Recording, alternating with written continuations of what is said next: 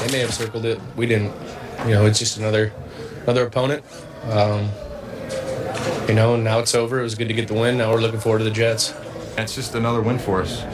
Another victory, and we're moving on forward and focused in on another good team that we're going to have to handle. It's a division game, and they're playing really good football right now. It was a good win. Glad we won. It's always good to win on the road. So we got a quick turnaround this week. Division game, so it'll be fun. It's just another win. The Patriots lead the AFC East at 5-0, and the Jets are quietly one game back at 4-1. They face each other in Foxborough on Sunday. That'll be fun. Skip, what chance do you give the Jets this weekend? Stephen A., before yesterday, I gave the Jets not much of a chance against the Patriots in Foxborough, but I was looking ahead to December 27th at the Jets. And I thought, that's a game the Patriots could lose. But one thing happened yesterday that did give me cause to pause. Okay. I'd said going into the year that I boiled down the AFC East this way. The Patriots have Tom Brady and nobody else does. Nobody else really had a quarterback going into the season. And yesterday, you know how much I love me some QBR. Ryan Fitzpatrick, albeit against the Redskins, had a QBR of 99. That's one short of 100, which is perfect. Yeah. I don't know how, because he did throw an interception, so I'm not sure how it all broke down, but he ran very effectively, ran for a pretty big touchdown. And obviously they were in some trouble at halftime, and all of a sudden they exploded on the beat-up, maybe decimated Redskins and blew them out in the second half. But Ryan Fitzpatrick has played well enough, and I knew he was pretty, I told you before the year, he's pretty good. He's all right. He's all right. He's all right. But he's played better than all right. He has. So far. Yeah. And if he plays Little to better. that level, yeah, a little bit better. If he plays to that level at Foxborough, they will hang in this game. And yet, I still think I love the way the Patriots immediately moved on last night. And I'm sure Belichick lectured them quickly in the locker room before the media entered and said, we have moved on to the Jets. And that's what I want everybody in this locker room to say.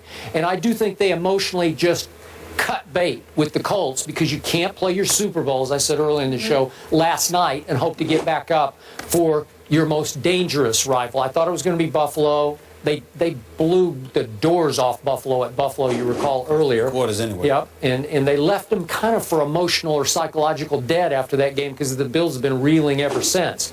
Could they do that to the Jets this time? I doubt it. Now that Revis and Cromartie are there, and Buster Screen, that's the secondary, man. So it'll be a long, hard night for Tom Brady, but I still think I'm going to give the Patriots a decided edge this time at Foxborough. I wouldn't say decided edge. I think they have an edge. But I think that one of the things you would, and I would caution everybody, all you New England Patriots lovers out there, although they deserve to be the favorites and they're the better team because they do have Tom Brady, the New York Jets have Darrelle Revis on the other side of the ball going directly up against Tom Brady. This isn't a quarterback against a quarterback where one quarterback gets to face a suspect defense and another quarterback gets to face an elite defense. No, this is a top quarterback against a top corner who also spearheads that defense. And that's what you have in the New York Jets. The New York Jets are the #1 ranked defense in the NFL. They are number 2 against the pass, number 3 against the rush. And when I look at it from that perspective, and you combine that with the fact that you have a guy in Darrelle Revis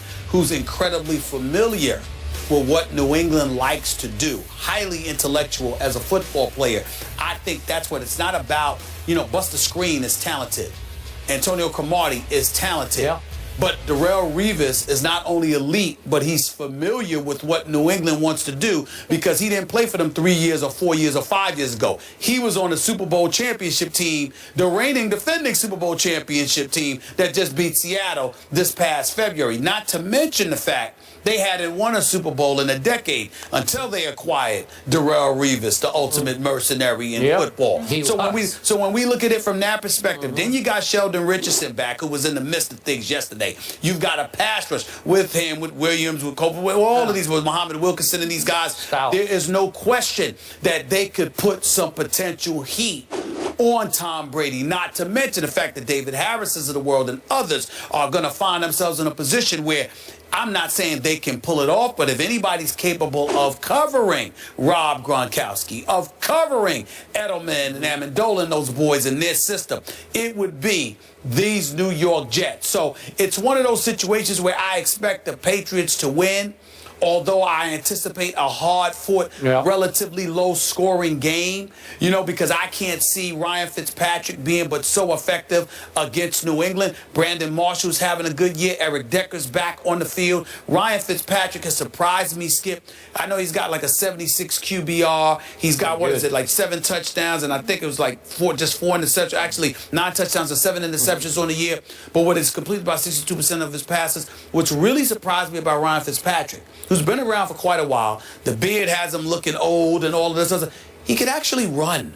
He can. And I'm surprised. I've been pleasantly surprised by his ability to run a football. So I expect a hard-fought game. Wouldn't even surprise me if the Jets win. But I think going into the game, because it's in Foxborough and because it's Tom Brady, I think that you have to give New England an edge. But we reserve the right to change our mind by Friday. And I think this is going to be I think it's going to be a tough match. Okay, last really quick point. Sure. Remember, just as Revis got to look up close and personal at Tom Brady, Brady and Belichick got an inside look at Darrelle Revis last year, too. Good point. That's true. And the whole thing is, we've only really seen the Jets for one road game this year, and that was at Indy, second game of the season. Remember, the road game against Miami was in London. So this is their first real road game of the season, as far as I'm concerned. The Jets have now matched their win total from last year, and you guys probably didn't see it because of the games, but 60 Minutes did a great piece on Darrelle Revis. Talk about highly intelligent businessman. It's awesome. It's online right now. He knows what he's doing. The Eagles have dominated the rival Giants recently, so will that trend continue on Monday Night Football? I think not. We pick that game next. Don't miss Monday Night Football when Eli and the Giants face Chip Kelly in the division rival Eagles. That's tonight at 8:15 Eastern on ESPN. A 3-game winning streak has New York leading the NFC East at 3-2, while Philly is tied with the Cowboys in second at 2-3. New York is a 5.5-point underdog, but the Giants are encouraged about their chances, having both wide receivers Odell Beckham Jr. and Ruben Randle should play tonight. The team will make their final determination of their status a bit later on. Stephen A., who wins, G-Men or the Birds? Well, this is a tough one because normally I would pick the Giants, but I can't tonight. I have to pick with the Philadelphia Eagles, and here's why. Odell Beckham Jr., hamstring. I don't think he's going to be 100%. Victor Cruz isn't even traveling. Prince Amukamara will not be there at the cornerback slot. You've got a few pivotal injuries going up against Philly at Lincoln Financial Field in Philadelphia. If those guys were healthy, I would not hesitate. I certainly wouldn't go against my sister Linda, who is the biggest diehard Giants fan that I know, who is sitting there probably cussing me out as we speak because I had the temerity, the unmitigated gall to pick against her Giants. But I think it is necessary in this particular situation in the interest of honesty. You understand? Really? And the courage of my convictions. Unfortunately, boy, I hope I'm wrong, but I think the Eagles are going to win tonight. That's your head speaking, right? Yes. Okay. Not the voice of the stuff. Injuries. I'm going to admit to you, I am picking strictly with my heart and not my head because I need the Eagles to beat your Giants for the sake of my Cowboys. So my point is, my head says Giants. I told you I thought the Giants are going to win 7 straight games, but my heart is screaming Eagles. So now I have to root for Chip Kelly and Sam Bradford and Riley Cooper. I'm going to have to sit and root for Riley Cooper tonight because I need the Eagles to win this game. So I'm going Eagles in a shootout, 31-30. Like I said, I literally would pick the Giants to win this game somewhere along the lines of 37-27 if it didn't even have to be Victor Cruz. If Ruben Randle and Odell Beckham Jr. were both healthy, ready to go, and Prince Amukamara was in that secondary, I would pick the Giants. But the combination of Cruz out, Odell Beckham Jr. not 100%, and their secondary issues, I can't pick the Giants to win tonight's game. I'm going to pick the Eagles to win the night, somewhere like 31-21. Aguilar's out for the Eagles. Yeah. Their stud rookie receiver, Kiko Alonso, out. Yeah. Michael Kendrick's out. Yeah. I'm trying to talk you into Giants. No. The Giants can score their 21 points because of Kendrick's out and those boys. But I just think that offensively, they can find a way to put up points on the New York Giants. And I think the Giants are going to have their struggles because their regular horses aren't in there on offense. Molly, somebody has to pick the Giants, and now it's you. To be honest with you, I'm nervous too. You're nervous? I'm nervous. You're picking the Eagles also? No, I'm not picking. I'm not picking picking the Eagles, but I'm very nervous. Well, I'm very concerned Go ahead. about all the injuries. Have the courage of your convictions. First play can play. Going Giants. Huh? That's right. I'm going Giants. Going Giants? No score. They're meeting with JPP today. That's good. Say it news. loud and proud. Say it loud and proud. Go New York Football Giants. Big Blue. I'm a nervous wreck. See you guys tomorrow.